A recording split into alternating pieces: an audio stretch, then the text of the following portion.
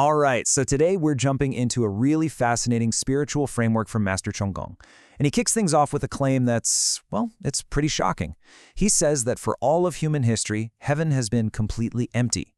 So, let's break down exactly what that means. You know, it's one of the biggest questions we all ask, right? Where do we go when this life is over? For thousands of years, the answer has pretty much always boiled down to two options. You've got heaven and you've got hell. But what if that whole idea, that fundamental concept, was just wrong? And this is where Master Chong starts his teaching. With this one sentence, he basically throws everything we thought we knew about the afterlife out the window. Okay, so let's dive into that. If no one, not a single soul, has gone to heaven, then where on earth have they been going? Well, according to Master Chong, souls don't travel to some far-off, distant place. Not at all. He teaches that they're actually right here with us, residing in the fourth dimension. Think of it like a plane of existence that completely overlaps with our own 3D world. So yeah, they're a lot closer than you might think. So what's keeping them here? What's the anchor? In this teaching, it all comes down to a force called attachment. And here's the crucial part. It's not a one-way thing.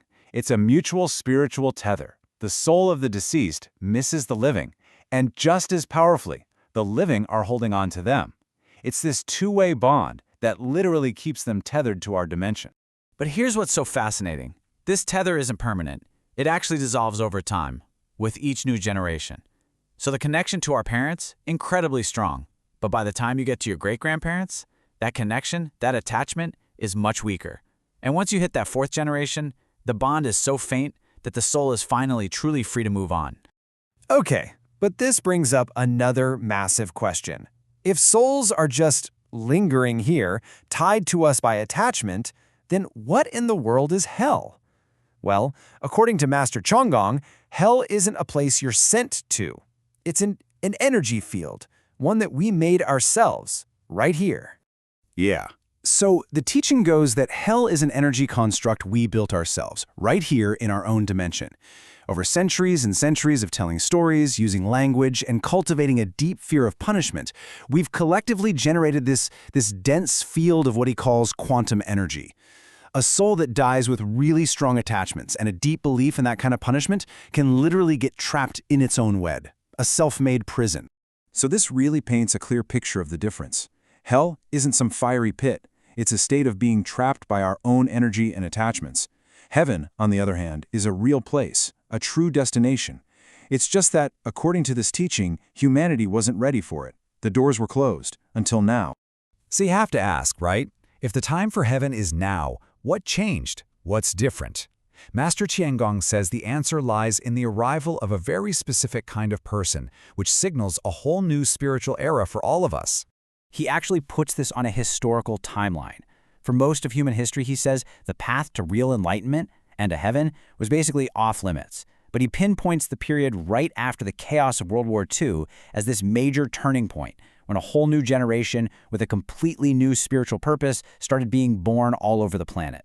And these people are called the Hongik Ingan. So the idea is that souls born after the war, think baby boomers and everyone since, carry this special destiny. They are here to live their final life on Earth. And their purpose isn't about themselves, it's about living for the benefit of all humanity. They are the pioneers, the ones who will finally clear the path to heaven for everyone else. But then he gets even more specific. Within this global generation of Hongik Ingan, Master Chong says that those who were born in Korea have a particularly vital role to play. They aren't just here to participate, they're meant to be the leaders. Their mission, he says, is to seek out the knowledge and find the right path forward, not just for themselves, but for everyone. They're supposed to be a guiding light for the world. And get this, part of their mission is to prepare themselves for a time when leaders from all over the world will actually come to them looking for answers and guidance. And fulfilling this massive mission is the whole point of their final life here on Earth. Master Chong even calls these individuals heavenly royalty, born to take on this incredible societal responsibility. It's the final, most important work they have to do before they can finally ascend. So what happens when they complete this mission? Well, Master Chong ends with this incredibly powerful vision. He says they won't just get into heaven, they will become its new leaders. I mean, that's a complete reframing of the afterlife, right? It's not a place of eternal rest, but a place of new responsibility. And it really leaves you with one big question. If heaven is waiting for us to build a better world first, how does that change the way we should be living, right here, right now?